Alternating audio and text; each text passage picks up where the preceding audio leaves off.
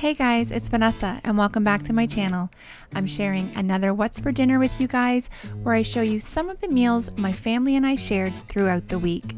This week started on a Saturday, even though I normally start on Sunday.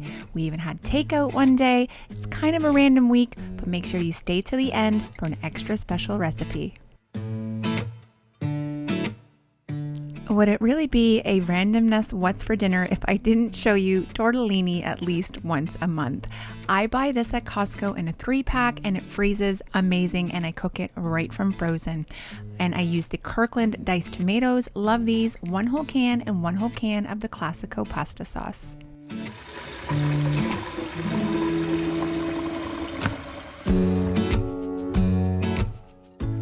There are going to be certain tips in these videos that I'm probably going to repeat myself, but it's just because I believe in them so much. Use a handled bowl or a great big measuring cup or something to pour this into your boiling water so you don't splash yourself. I'm going to crack open that can of diced tomatoes and my pasta sauce, put them into a skillet or a deep pot and just let it warm up. You guys, this is not meant to be a complex recipe. I'm just telling you, it's incredibly satisfying.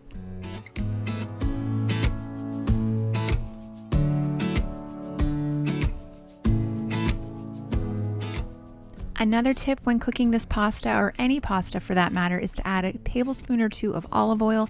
Especially this one, I find it really does stick if I don't do that. So as soon as it hits the water, I'm going to go ahead and add about 2 tablespoons of olive oil, and this does not take long to cook. From frozen, probably an extra 3 minutes, but typically 5 minutes, this is done, you guys. Frozen, I would say about 8.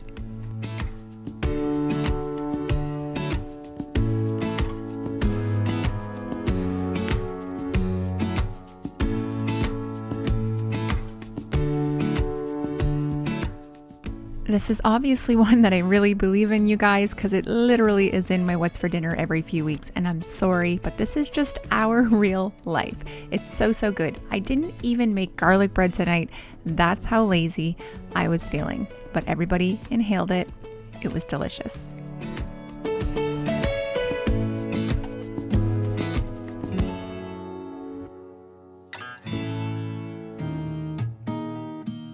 So every couple weeks or so, I kind of show you a recipe from my childhood or something nostalgic. Maybe it's because I'm almost 40 and I'm just kind of feeling those childhood feels.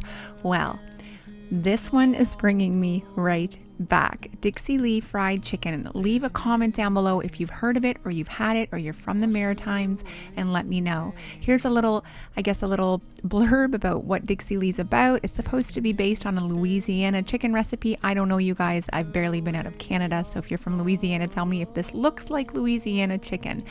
It isn't really comparable to KFC. It seems to have a little bit less flour on it, but it's so good. Really greasy and really bad for you, but it's just that one thing that I remember we used to get about once a week when I was a little kid. It was amazing. It's got the old crinkle cut French fries. Just everything about it is very like 60s or 70s. I remember getting the chicken and having that box that the chicken goes in and it's like a house. I would cut it out and use it to play with my dolls. Yes, it was full of chicken grease, but guys, that's what my childhood memories are. This meal was so good.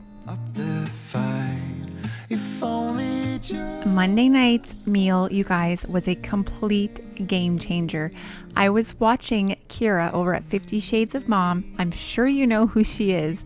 Her husband and her do a food for dudes where he kind of does the voiceover and the cooking in the segment. Love it. Wish I could talk Jamie into doing that. Well, they shared their Michigan style chili that goes on their chili dogs. And let me tell you,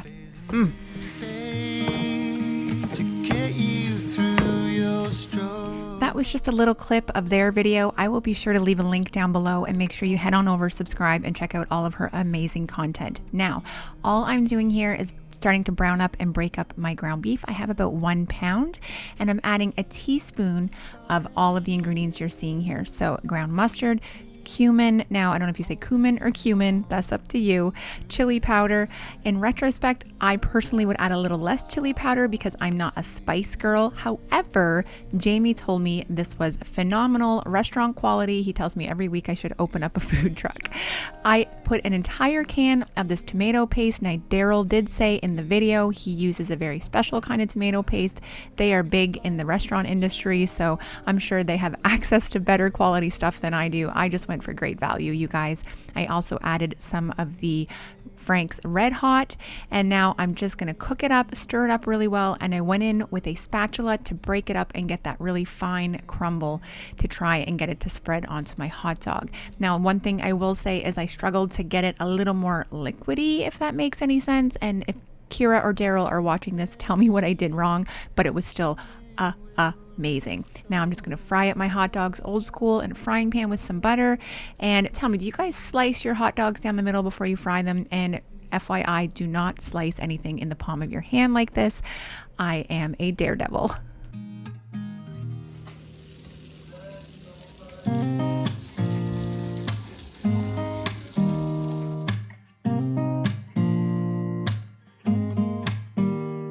Now, I know my man pretty good, and he likes fine onions on his hot dog. So the best way that I know to do this is kind of slice it horizontally and then go across, and you end up with a fine little dice. There's a million videos on YouTube that will show you how to do that, including mine in past videos. All right, I'm going to go ahead and build up my chili dog here. I don't know what's traditional. Again, if you're watching, tell me what's traditional. Is this actually a Michigan hot dog? I have no idea, guys. Am I a fraud right now? I don't know. I'm using this style hot dog bun. I also, again, the reason I like to slice my dog down the middle is I'm going to get a little extra on the inside of the hot dog. So you'll see here my meat mixture seems a little chunkier than theirs did in their video, and I'm sure this might just come with time, or maybe I didn't cook my tomato paste down enough or it was too thick. Who knows? I'm going to sprinkle it with some onions and cheese, and I'm going to inhale it. It doesn't matter.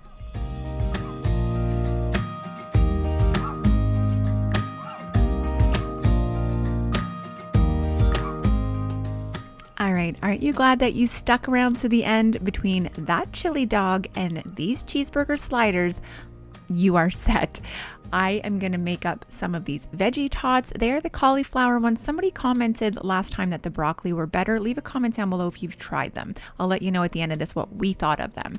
I'm going to use these brioche rolls. We don't have Hawaiian sweet rolls here. If I did, trust me, I would use them. You've heard my rants.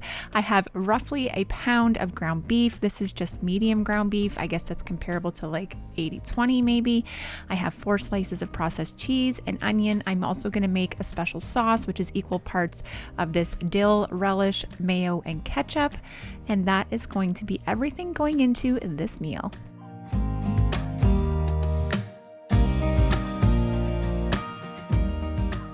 Now, I didn't have a pan the right size to shape my meat out to fit these buns, so all I'm doing is scoring a rectangle just kind of a little bit outside the edge of the buns. Obviously, looking back at this video, I went like a good 2 inches. It's fine, it still worked out. You're gonna want your shaped out meat to be a little bit bigger than your buns, just like if you were barbecuing or grilling, you know your meat's gonna shrink up.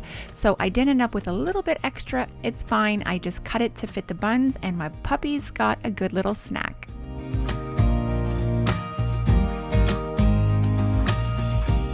In an effort to keep the grease confined and out of my pan, I kind of just folded up the edges of that aluminum foil since I had it available to me. If you're doing this directly in a pan, obviously avoid that. Salt and pepper to season is all I'm using for these burgers, and MJ is extremely interested.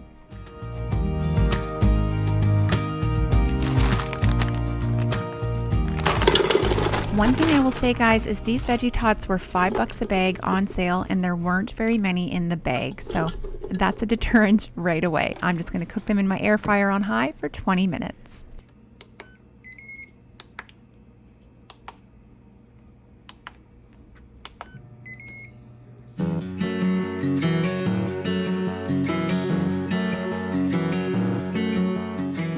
Anytime I make this sauce, I like to make it and put it in a container that I can keep stored in the fridge in case we have leftovers or we want to use it later in the week. Doesn't that look super pretty?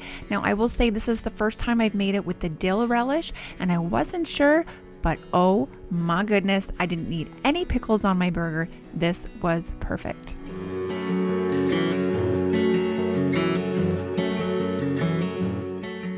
Next up, I'm going to go ahead and toast my buns. Again, I know some people cook them right in the oven with the burgers. It's just not what I wanted to do. I just did that on my flat top or my grill. It was just the easiest instead of hauling out 2 frying pans. Now, I went ahead and cut down my meat to size. That sounds kind of gross when I say that, but that's what I did. I'm going to lay it right across the bottom of the buns that I've gone ahead and sliced in half and add the cheese. At first, I was being all delicate and adding a few, and then I'm like, girl, what are you doing? And we just went ahead and added the rest. I'm going to put these in the oven for about 2 or 3 minutes just to get the cheese all nice and melty.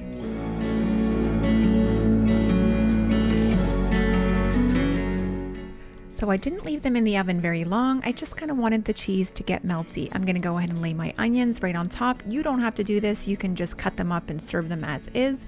I just went ahead and did that because I knew Jamie and I wanted the onions.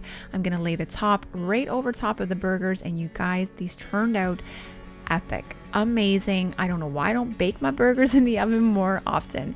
I'm going to lay on a good amount of that sauce. And what do you guys like to use for condiments for dipping? I'm a weirdo. I either like cherry sauce or plum sauce. My consensus on the tater tots, not a big fan. I don't think I'll be repurchasing them. They were almost liquefied inside. Do you guys know what I mean? Anyway, the burgers, they were epic.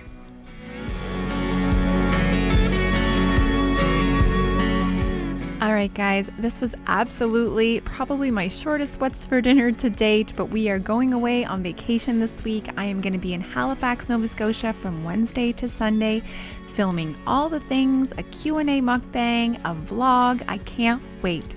Thank you so much for clicking on my video, for subscribing, and I can't wait to see you all in my next one. Take care.